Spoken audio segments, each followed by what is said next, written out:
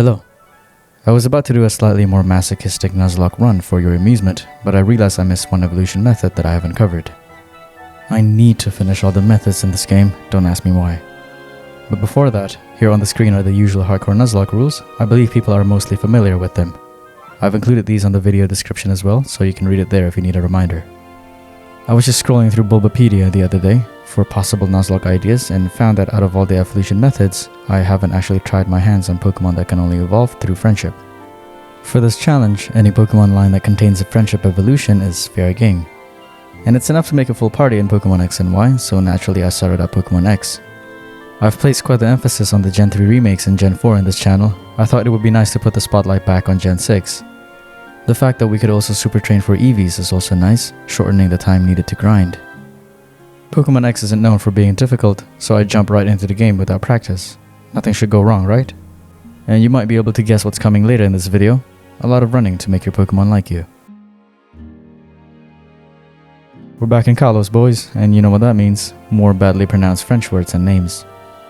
As you can see here, this is Professor Sycamore welcoming us to the wonderful world of Generation 6, where the diagonal controls aren't really the cream of the crop. I suppose we should be happy that they fleshed out the diagonal controls with the Gen 3 remakes. But enough about the controls. Here we have 2 of the 4 companions that'll be with us throughout Kalos, complete with the untextured assets in the background. We were invited to this juvenile meeting where I couldn't really think of anything smart and ad-friendly for the others to call us, so we went with Boss. We wouldn't be using the Froakie we chose here, but we wiped the floor during the battle against Shauna with Temp. This Froakie was indeed a very good Temp. After reporting back to Mom about the upcoming journey, we ventured forth to Route 1, where Serena gave us a quick rundown on how to catch Pokemon, and where Shauna continued making the biggest mistake of her life, existing. Temp continued to serve us well, as we finally found this Pikachu in Santaloon Forest after 30 minutes of searching. We caught this Pikachu and named her Chubo. We also couldn't find any Pokemon centers in Aquacord, so boxing Temp would have to wait until we reached Santaloon City. Before that, we had some super training to do. Super training a Pikachu is actually quite tough for me, mainly due to the fact that Pikachu's shooting style is definitely not one that I'm good at. It took a total of 1 hour and 45 minutes of game time, making the fast forward function on the emulator greatly appreciated. But Chuba was finally super trained and we can move on with our lives. We had this battle in Santaloon Forest where I realized I had forgotten to change the battle mode to set. So much for being a Nuzlocker, eh? In went Temp to the box, but back out he went because we had to look for our next team member at Route 3 and Azurill. Placing Chubo at the head of the party meant that we had an increased rate of finding more Pikachus, and that was just pure torture. Placing Temp back in front fished us an Azurill in about 10 minutes. We caught the Mini-Rill and named her Rilbo.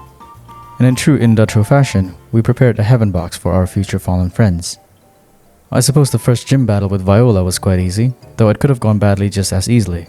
Chubo pretty much spammed Thundershocks, as both Viola's Pokemon were weak to electric type attacks. The Vivillon was able to put up more of a fight, as I'm sure if Viola had gotten better RNG, the infestation damage could take out Chubo. However, no point looking back now as we secured the first badge. We had also gotten the rollerblades before the gym, but that wasn't really worth recording. Viola's sister gave us the XP share and we turned it off, lest we get some hate from the Nuzlocke Validation Council, who apparently holds the moral high ground for anything Nuzlocke related.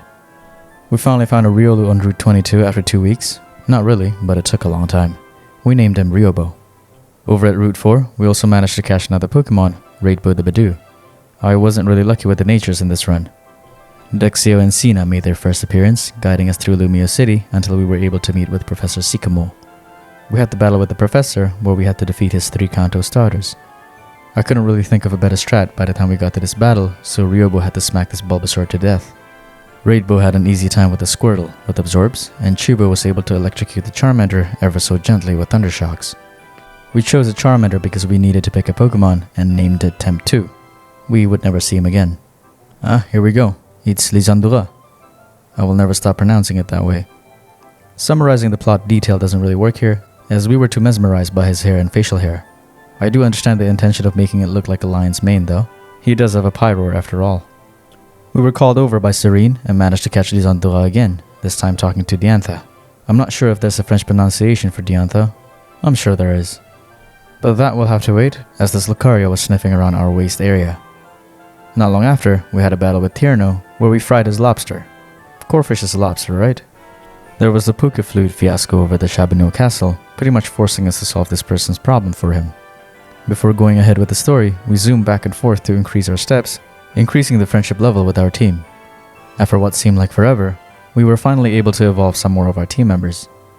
Ryobo was first, surprisingly, evolving into a Lucario, and Realbo was next, evolving into a Marill. After the dual evolutions, we went ahead and progressed with the story. The most unfortunate event that came out of this whole thing was that we had to be subjected to the existence of Shauna once again. If you can't tell by now, we're roasting Shauna in this video. Raidbo shared our sentiments as she evolved into Roselia in order to protest Shauna's existence. And Realbo too, as I found out for the first time how early the Marill line evolves. Apparently it's level 18. I've always thought it was somewhere in the mid-20s. Our next friendship evolution friend was on this bridge, this Snorlax. Catching a Snorlax is always tough, but we managed to catch it in the end, naming it Snowbo. Moving onwards, we found ourselves in a double battle, teaming up with Serena against Tierno and... what was this guy's name again? In any case, Chubo took care of the lobster again, and Ryobo finished the battle in the interest of saving time.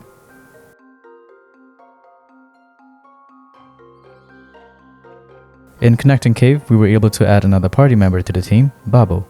Babo was a serious pain in the ass to level. He had to be repeatedly switched out after many close calls. We reached Amber Town, having to deal with some fossils in Serena. We first encountered Team Flare at Glittering Cave, where we also caught a Woobat, but we ended up not using this Pokemon, so I'll just gloss over this capture. Team Flare was no trouble at all, and we got an Aerodactylite. We faced Grant for the second gym battle, where Ryobo took point. Ryobo got paralyzed early, and if you've been watching my videos for a while, you know what's coming if you see this move. We were never in any real danger in this battle, and we safely attained our second badge with Force Palms. North of Silage at Route 10, we struggled for a bit to catch this Eevee. Breaking my cycle of exclusive Pokeball use, I used a luxury ball to catch this pupper, hoping it would make the journey to make this Eevee like me a bit easier. He was named Pionbo. You can guess what I tried to evolve him into. For those of you wanting to try your hands at a Nuzlocke, I would strongly recommend starting with X or Y. It's not the hardest in the series, as this Team Flare battle shows here. Reading any sort of walkthrough really helps as well. It's a huge help knowing what to expect when playing a Nuzlocke. Unless of course you'd want to play it blind for the extra challenge. Also, Babo evolved into a Golbat here. Arriving in Geosenge, we were greeted once more with this gem of a person and was challenged to a battle by Karina and her crotch-sniffing Lucario. I sent in my own Lucario into battle, where it was pure domination. In Shellur City, we made our way to the Tower of Mastery, where we had to battle Serena for the ownership of the Mega Ring. There were a lot of ways for me to approach this battle, and I chose Snowbo to start. Serena's Meowstic couldn't really deal that much damage to Snowbo, so he mostly just sat on the cat for a while until she gave up. Serena sent out her Absol next, and I switched to Ryobo, who finished the Absol with one Force Palm. The Kyadine was next, and Babo used 2 wing attacks to down this round thing. Even though we were promised the Mega Ring, we couldn't actually get it until we beat Karina in a gym battle. It was a bit disappointing after being promised the ring before the battle with Serena, but we had to go along with it. Surprisingly, Babo had fulfilled the friendship requirement and was able to evolve before the gym battle, evolving into a Crobat. I really didn't expect this here, but this was very welcome. After his evolution into a Crobat, Babo had gone really tanky, and none of Karina's Pokemon was able to deal enough damage to Babo. After taking out Karina's Hawlucha with one last wing attack, we earned our 3rd badge and the Mega Ring. Oh, not again. We had to climb this very tall tower and face Karina again for the 3rd time. This was the game's introduction to Mega Evolution, so we allowed this criminal crotch-sniffing Lucario to evolve. With the completion of this battle, we formally and finally obtained the Mega Ring, which we wouldn't use anyway. We also refused this Lucario, protecting our chastity. At Comfrey Town, we were unfortunate enough to walk in on this love affair, and Serena challenged us to another battle to prove herself. Not much has changed since the last time we battled, so our strategy remained exactly the same. Snowbo to start, Ryobo and Babo after. Time for our next fight, Hamos. I made a mistake going into this battle and placed a health item on Babo, decreasing the attack power on acrobatics. But even then, this battle was easier than stealing a candy from a wee child. Babo was just an extremely bad matchup for Hamos. With the 4th badge in our pockets, we got a slightly creepy holoclip message from Lisandre. By this point, we had 2 Thunderstones in our bag, so we evolved Chubo into a Raichu. And after a bit of grinding, Pionbo finally evolved into an Espeon. Grinding for levels with Pionbo was a bit excruciating since we caught the Eevee at level 20, meaning it skipped Confusion as an attack move. We were stuck with a pretty useless Eevee. But we got it done, despite almost dying multiple times. Honestly, I thought this Eevee would die during the grind. We had some more Team Flare shenanigans, but nothing really noteworthy to tell. These masked heroes made it to the scene after we beat the admins, totally not Dexio and Cena.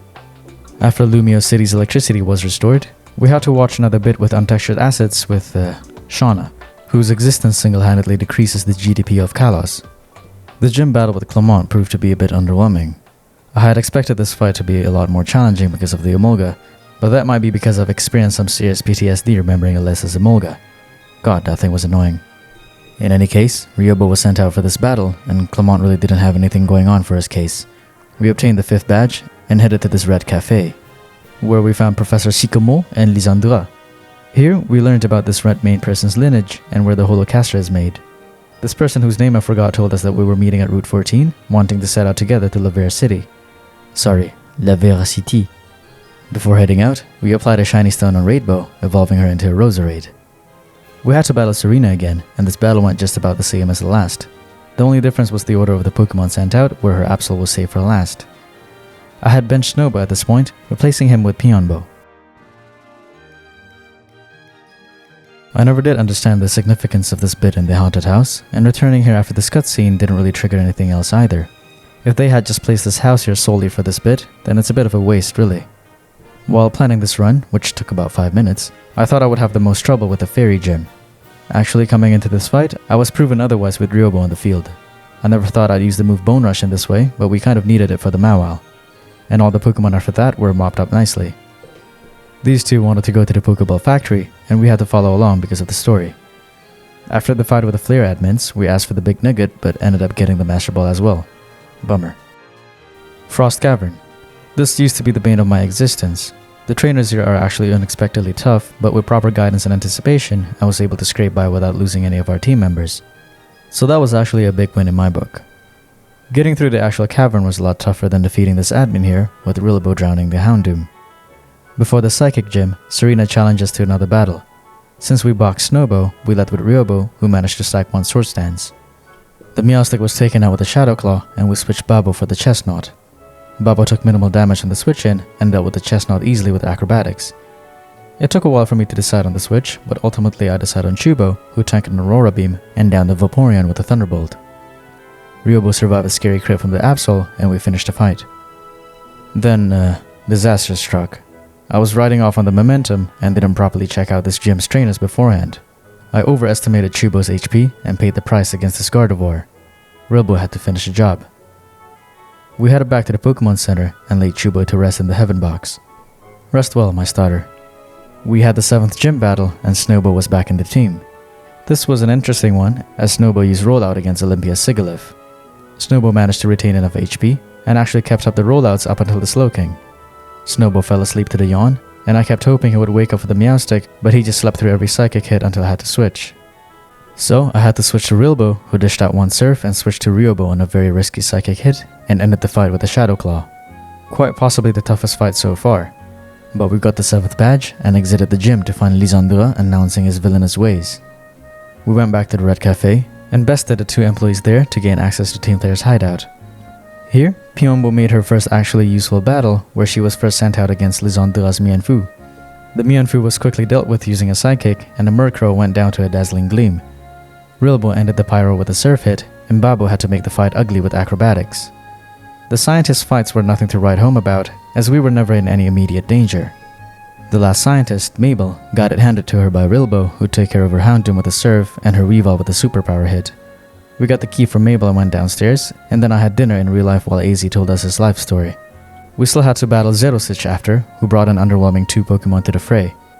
Pionbo cleanly finished the Crobat with a Psychic, and Rilbo finished a tanky fight with Surfs for the Malamar. Apparently, choosing the right button matters very little to Zerosich, as he defied Lisandra's immediate order. Some kind of flower machinery was released at Geosench, so we had to go there to save the region. This is the face of a person ready to go to war. Vicious.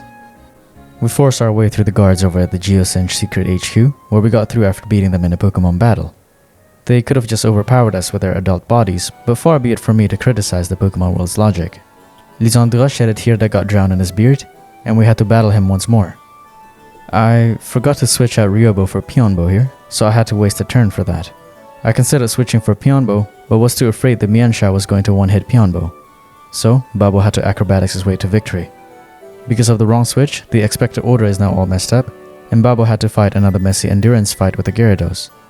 We switched to Rilbo for the Pyroar, who for some reason kept spamming Fire Blast, and we just kept Rilbo on to take out the Honchkrow as well. It didn't start as I had planned, but it really went better than expected. Look at that thing. The duo section with Serena was uneventful, and up we go to face Xerneas.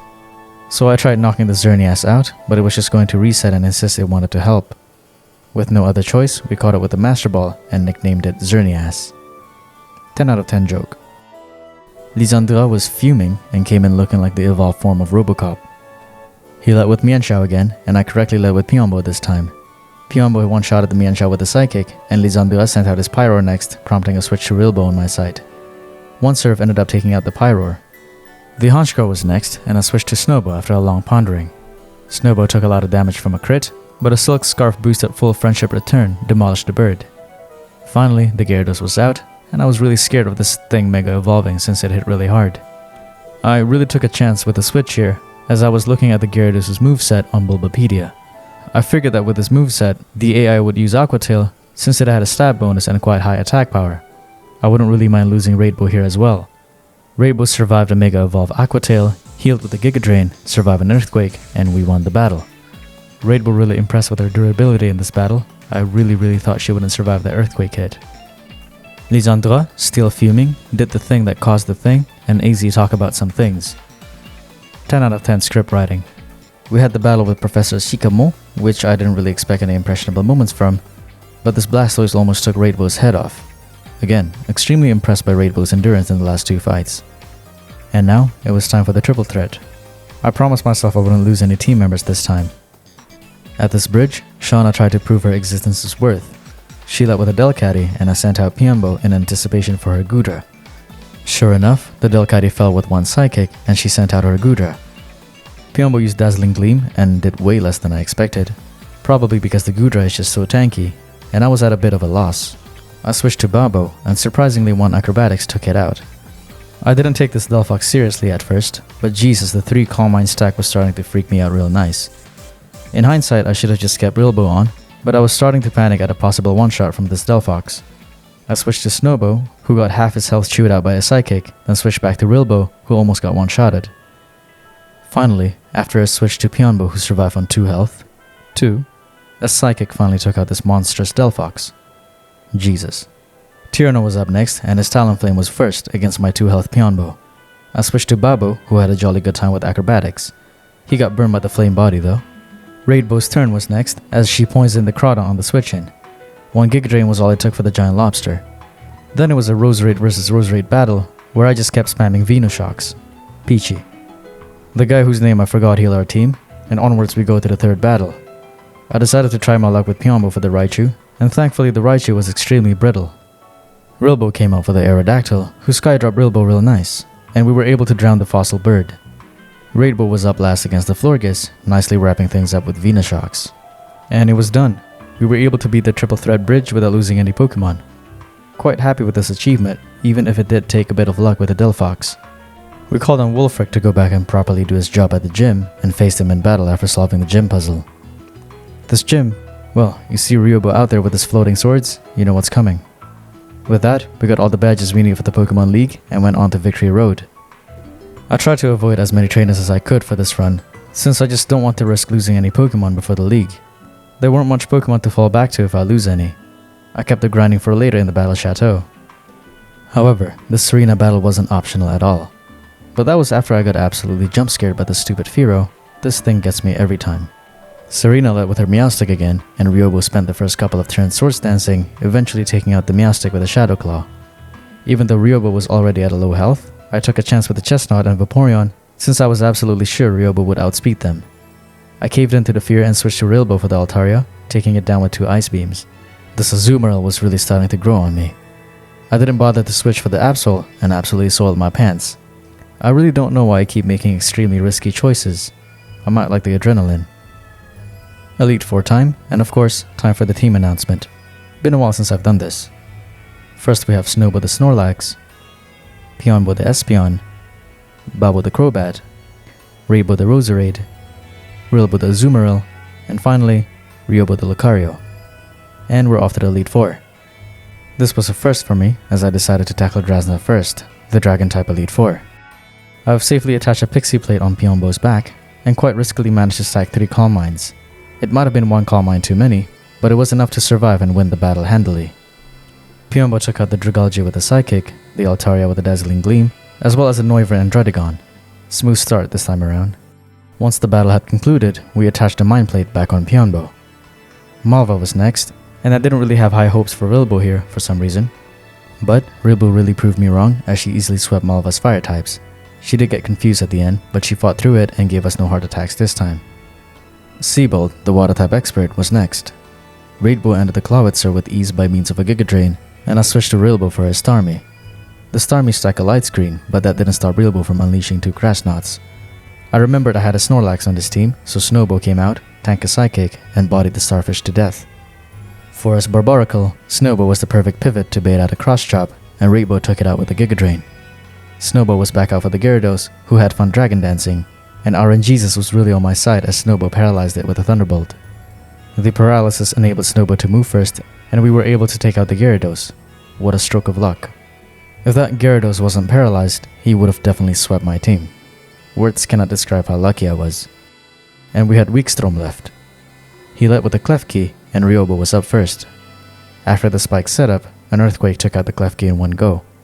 We switched to Rilbo, and had to spam Surfs for quite a bit as Weakstrom took the time to heal. The Probopass finally passed, and it was time for his Scizor.